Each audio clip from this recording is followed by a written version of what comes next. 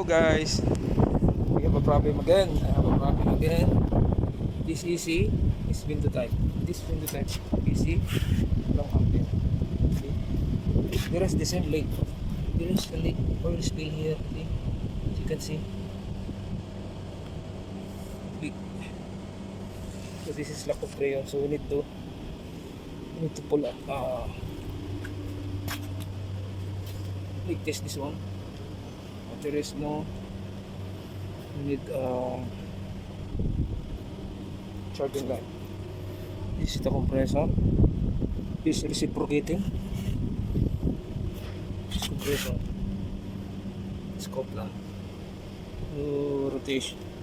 Spray. Fan spray. It's okay. Only the problem is the refrigerant. There is no cooling. Not cooling. So that is good. Now need to repair.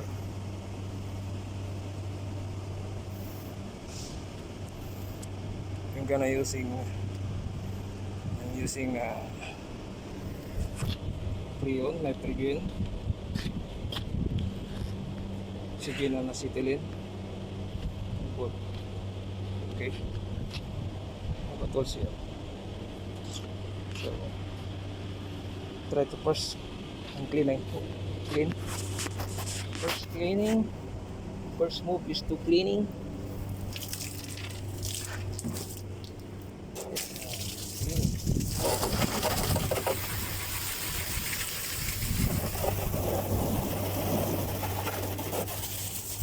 Very dirty.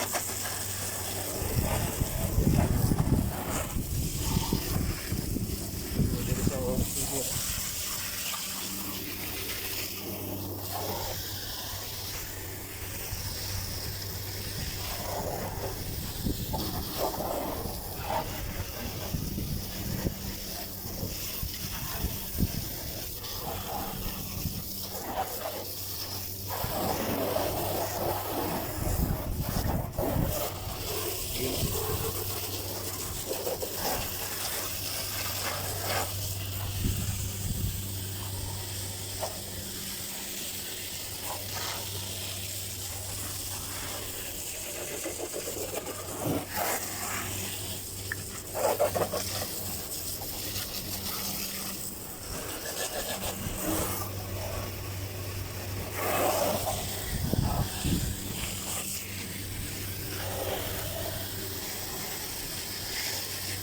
Not much dirty.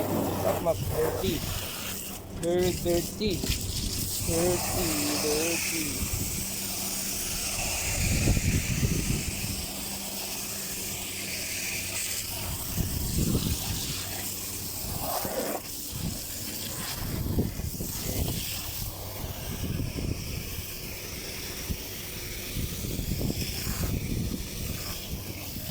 This 2 horsepower air conditioner. So we do that air conditioner.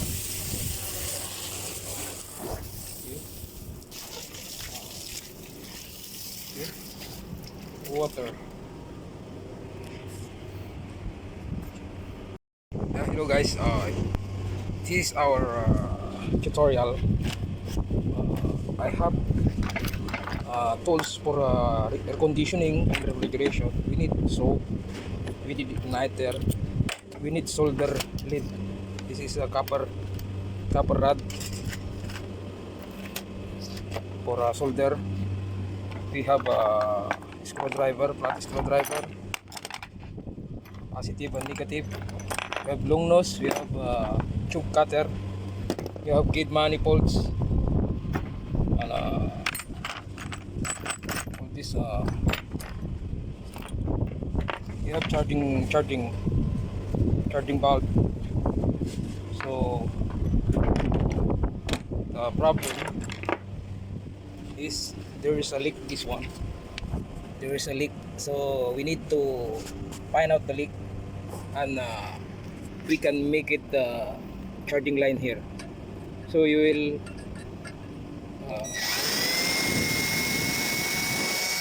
you can make it drill here, but small particles should not go inside. So just make it partial hole, not good, through and through. So that's it. So both of these uh, air condition, this is window type air conditioning. So there is a leak both side, both. So we'll make it a hole. Try to make a hole this one.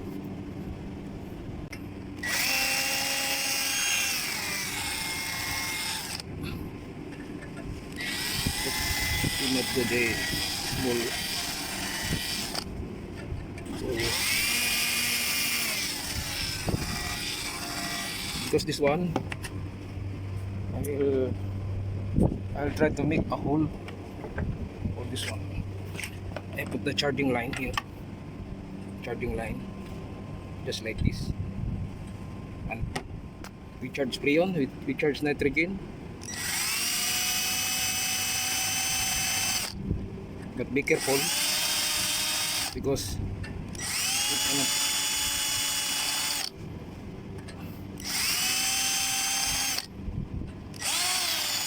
Okay.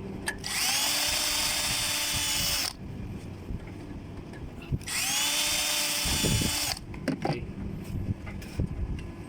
Try now to. So try to make bigger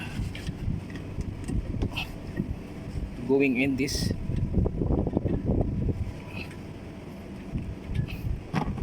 It will be going this one, should be okay.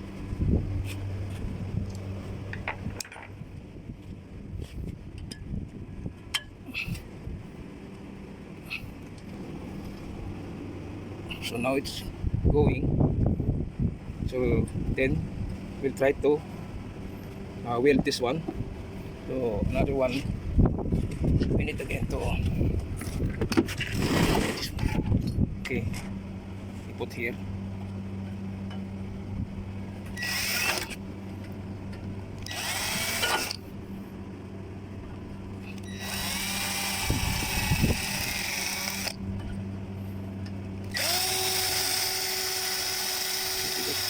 I know there is a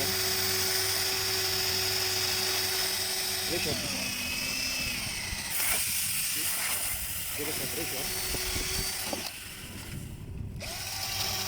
Okay. So we'll try to make it bigger again.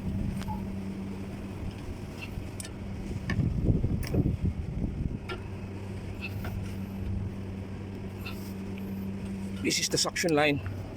This is the suction. So we put this so like this. So now it's ready to weld now. Okay. This is the oxygen and acetylene. This is the acetylene, this is the oxygen, acetylene. I have freon here. This is R22. So this is, we can use this one for R22. And I have a vacuum pump. After solder this one. Okay. We're going to use, we'll open this one. Hello.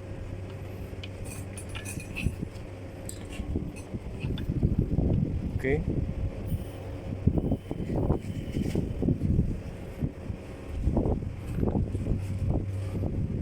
Okay.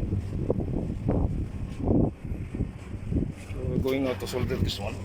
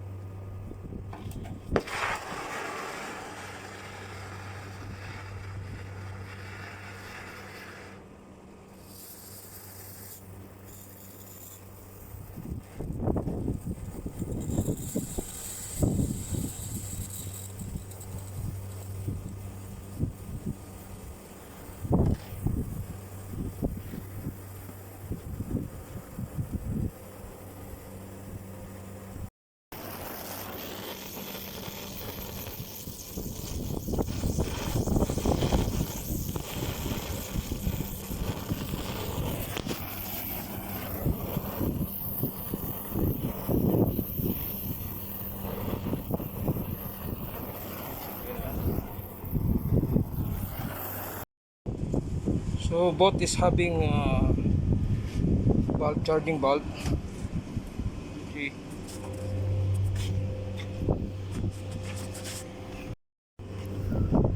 So both, see, there is a charging bulb now.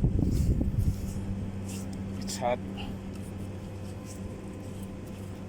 So it's easy to fix this freon now.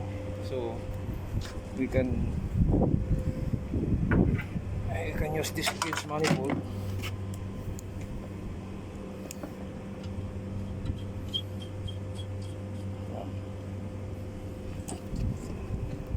So you see, put nitrogen.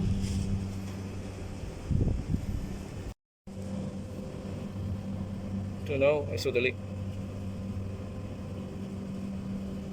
Okay. It's the leak. It's bubbling. There is a bubble.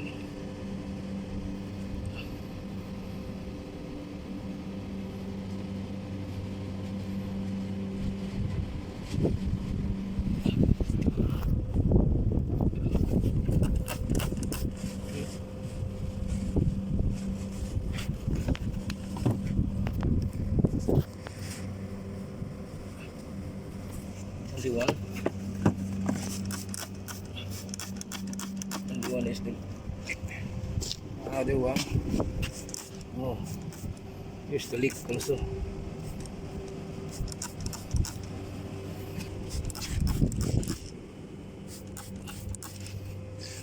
Only here. The leak is here only. How much?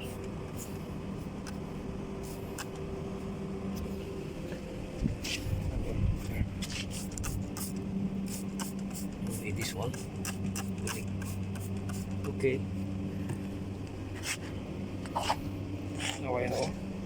The leak is here, so we need now to weld. Now under vacuuming now. See this together. So both will run together. Run together. Both.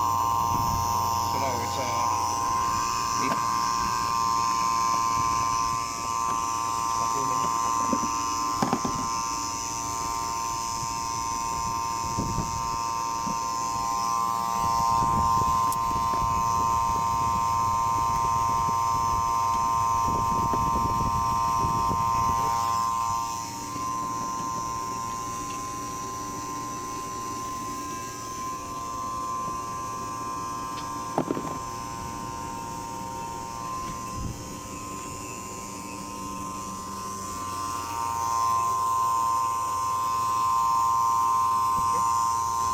After vacuuming, we charge sa freon. R22. Run. Okay. Vacuuming. Done. Okay. Here we have a refreshment. Refreshment? You want the refreshment? Under refreshment.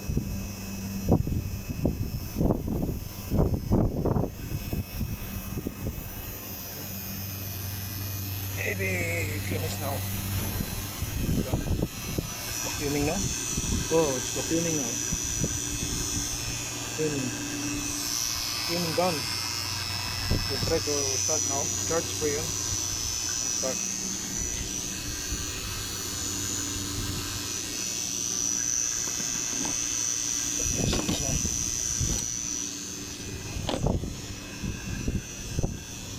See?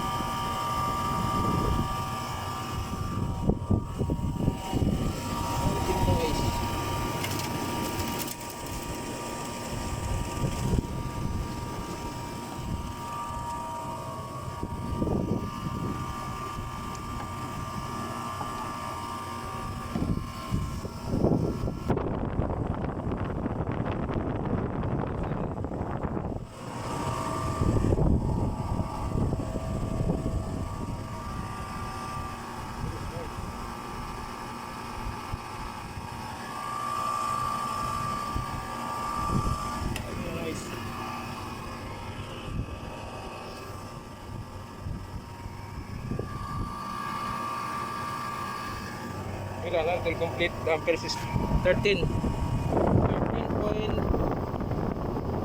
amperes. Okay.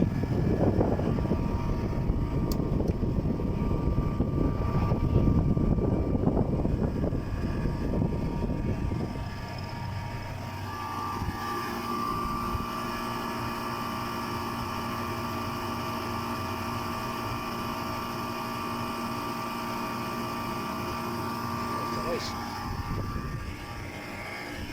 Yeah.